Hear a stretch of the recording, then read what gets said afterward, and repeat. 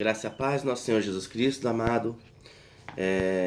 Hoje é o 12º dia de oração aqui na minha casa, de segunda a sexta-feira, às 7 horas da manhã. Como sempre, venho convidando os irmãos.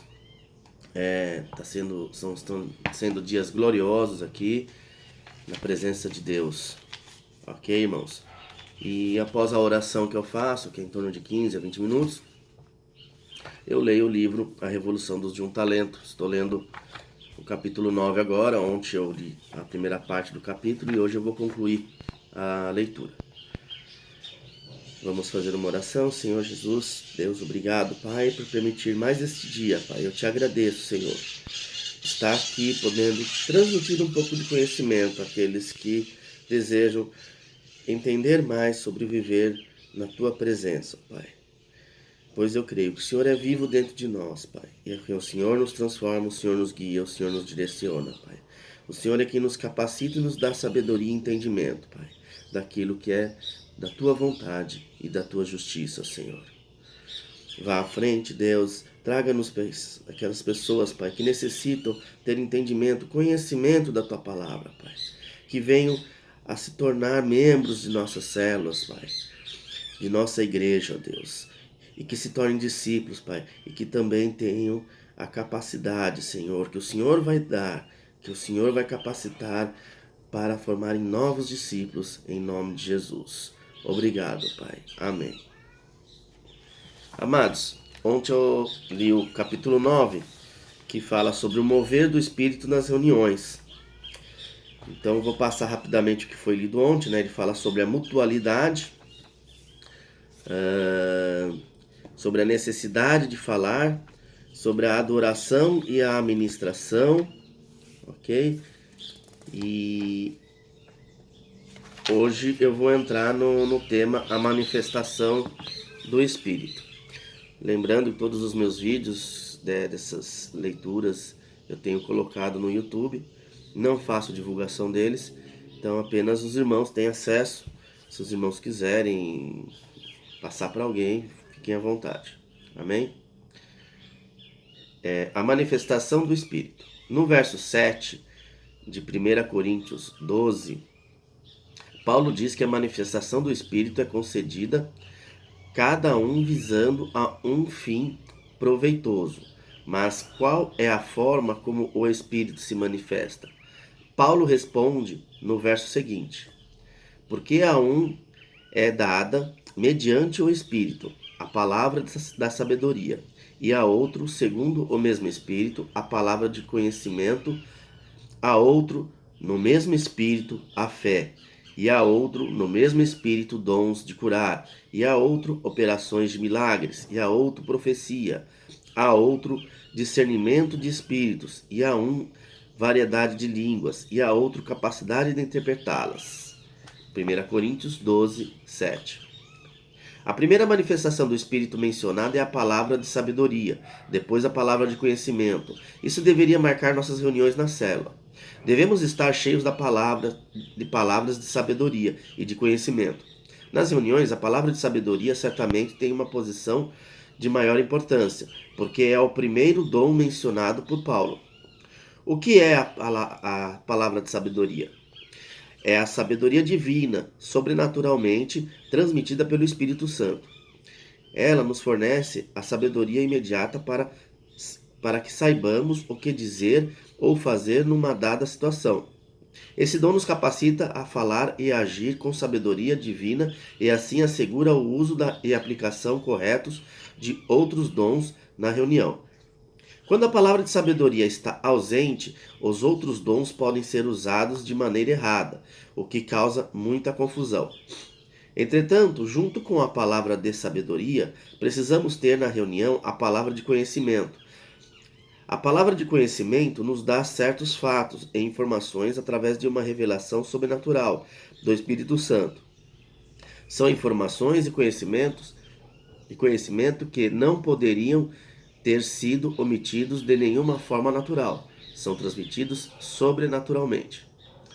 Paulo continua dizendo que a manifestação do Espírito inclui o dom da fé. A fé aqui é o tipo de fé que pode remover montanhas.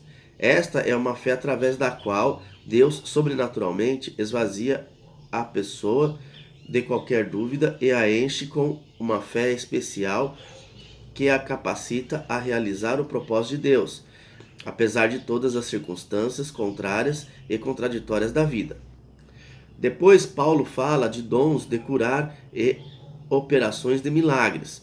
Os dons de curar atuam sobrenaturalmente para curar doenças e enfermidades sem nenhum recurso humano. É o poder do Espírito Santo que vem sobre o corpo de uma pessoa, dissolvendo suas enfermidades e tirando suas dores para curá-la.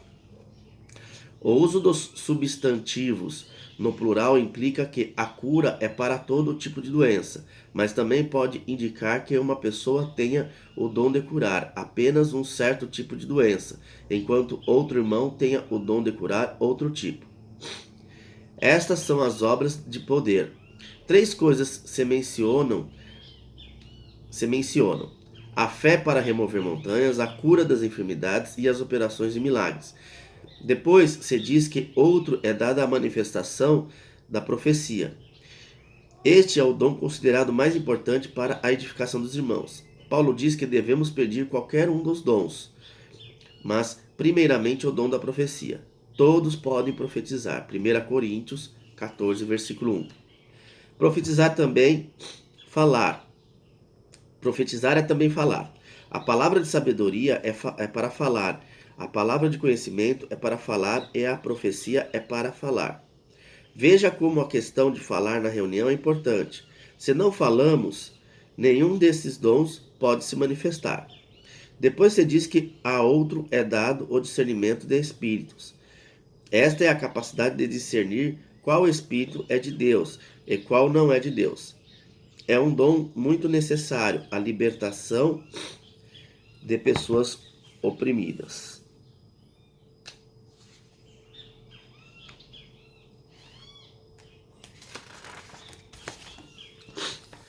Depois do discernimento de espírito, vem a variedade de línguas e a capacidade de interpretá-las.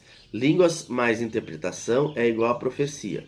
Estes são 9 dons da manifestação do Espírito na reunião da igreja.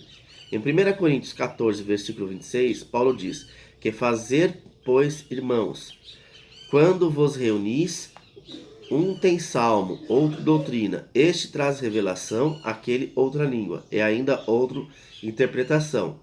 Um salmo não é somente para cantar, mas é também para se falar. Efésios 5, versículo 19.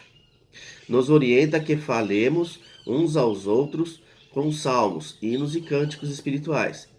É interessante que ele diz para falar uns aos outros, até mesmo cantando. Nem preciso dizer que doutrina e revelação são um tipo de falar. É interessante que, quando Paulo fala da manifestação do Espírito, ele menciona 9 dons, dos quais 4 são relacionados com milagres: a fé, a cura, os milagres e o discernimento de espíritos. E 5 estão relacionados com o falar dos crentes: a palavra de sabedoria, a palavra de conhecimento, a profecia, as línguas e a interpretação das línguas.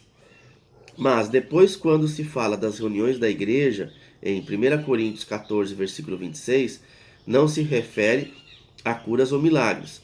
Tudo o que diz se refere ao falar. Vocês devem salmodiar.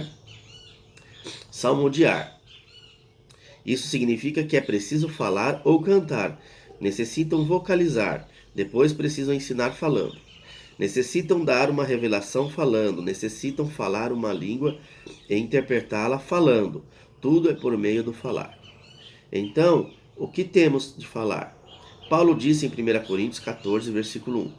Segue o amor e procurai, com zelo, os dons espirituais, mas principalmente que profetizeis. A palavra profetizar significa 3 coisas. Primeiro, profetizar é falar por Deus. É seguir as pessoas, é dizer às pessoas de Deus de forma viva e tocante. Em segundo lugar, é emitir o parecer de Deus, ou seja, é falar para exortar. Em terceiro, é predizer, dizer de antemão algo que acontecerá. Creio que todos esses aspectos precisam acontecer entre nós. Precisamos profetizar. É muito importante que haja profecia nas reuniões da célula, porque este é o padrão do Novo Testamento. Estamos habituados a pensar em profecia apenas como prognóstico, mas a profecia é também para dar diagnóstico. Precisamos todos falar pelo Espírito em nossas reuniões, edificando, consolando e exortando. Quando vós reunis, um tem salmo, outro doutrina, este traz revelação, aquele outra língua e ainda outra interpretação. Seja tudo feito para a edificação. 1 Coríntios 14, 26. Cada um tem o alvo. Você tem salmo, eu tenho ensino, ele tem revelação, outro tem língua e o quinto tem interpretação. Esta é a riqueza da vida da igreja na célula. Precisamos viver essa realidade. Esta é a mutualidade. Uma equipe de basquete tem 5 jogadores. Se um jogador retém a bola só para si e nunca a solta, isso não é mutualidade, é individualidade. O princípio é igual para as reuniões. Devemos praticar a mutualidade. Se durante uma reunião só uma pessoa fala todo o tempo, todos sairão com a impressão de serem pobres. Porém, se todos falarem mutuamente, a reunião será tremendamente poderosa. Cremos, por isso falamos. Sempre que dizemos que todo crente precisa falar nas reuniões, algum irmão se opõe dizendo que não possui o dom de falar. Mas em 2 Coríntios 4, versículo 13, Paulo diz que aquele que crê também fala. Tendo, porém, o mesmo espírito da fé, como está escrito, eu criei, por isso é que falei. Também nós cremos, por isso também falamos. 2 Coríntios 4, versículo 13. A expressão espírito de fé aqui poderia ser traduzida também como uma atitude de fé. Quando somos cheios do Espírito, nós podemos ter um espírito de fé. A fé só se torna substancial quando é falada. Se cremos, mas permanecemos em silêncio, essa fé não pode atuar. Se você observar atentamente na Bíblia, verá que as coisas de Deus são recebidas quando falamos. No Salmo 91, existe uma série de bênçãos prometidas, mas só no verso 9 temos a chave para recebê-las. Pois disseste, o Senhor é o meu refúgio. É porque foi falado que agora as bênçãos se derramarão. Em Romanos 10, versículos 9 e 10, lemos que um homem somente pode ser salvo se ele abrir a boca e confessar. Não há salvação em silêncio, pois quem crê precisa falar. Se com tua boca confessares Jesus como Senhor e em teu coração creres que Deus o ressuscitou dentre os mortos, serás salvo. Porque com o coração se crê para a justiça e com a boca se confessa a respeito da salvação. Romanos 10, versos 9 e 10. Até mesmo para sermos cheios do Espírito, precisamos falar. Efésios, capítulo 5, versículo 18, diz que a maneira de sermos cheios do Espírito é falando entre vós. Ninguém é cheio do Espírito em silêncio. E não vos embriagueis com vinho, no qual há dissolução, mas enchei-vos do Espírito, falando entre vós com salmos, entoando e louvando de coração ao Senhor, com hinos e cânticos espirituais. Efésios capítulo 5, versículos 18 e 19. O problema é que sempre estou ouvindo alguém dizendo: Você sabe, pastor, que eu sou um irmão simples. Não sei se tenho algo para falar. Talvez alguém diga: Bom, vocês sabem que eu sou simplesmente uma irmã. Não sei se tenho algo para falar. Esta é uma mentira do diabo. Por anos o inimigo tem usurpado os cristãos. Ele tem nos emudecido por anos. Por anos temos ficado sem falar nas reuniões. Está na hora de colocar-nos em pé e repreender o inimigo, dizendo: Aparte-se de mim, Satanás. Não creio em suas mentiras. Não sou mudo. Não sirvo a um ídolo mudo. Adoro a um Deus vivo que fala. E Ele está falando dentro de mim agora mesmo. O Espírito Santo fala hoje e Ele habita dentro de mim. Eu tenho experimentado o poder de Deus e a sua unção permanece em mim. Cristo é a minha vida. Tenho fé para falar de forma espiritual das coisas do Espírito. Eu sei que já temos tido o momento do compartilhamento em nossas reuniões, mas hoje estou lhe falando de algo ainda mais precioso. Precisamos ter o falar para manifestar o Espírito entre nós. Que o Senhor possa encher nossas células e seu poder nesses dias. Amém? Aqui a gente conclui, amados, o capítulo 9.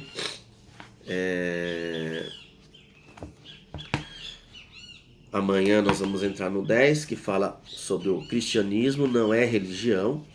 Amém? Que hoje vocês tenham um dia abençoado, que a presença do Senhor na vida de vocês seja cada vez mais grandiosa. Saibam que Deus vive dentro de vocês. Aqueles que creem nele, têm fé em Cristo Jesus, tem Ele habitando em você. É Ele quem te capacita, Ele quem te direciona. É Ele quem te dá sabedoria. É dele, para Ele são todas as coisas. Amém? Eu creio que o mover de Deus vai ser cada vez mais grandioso. Eu creio na presença do Senhor Jesus. Amém, Senhor? Amém, amados? Fiquem todos com Deus. Até amanhã.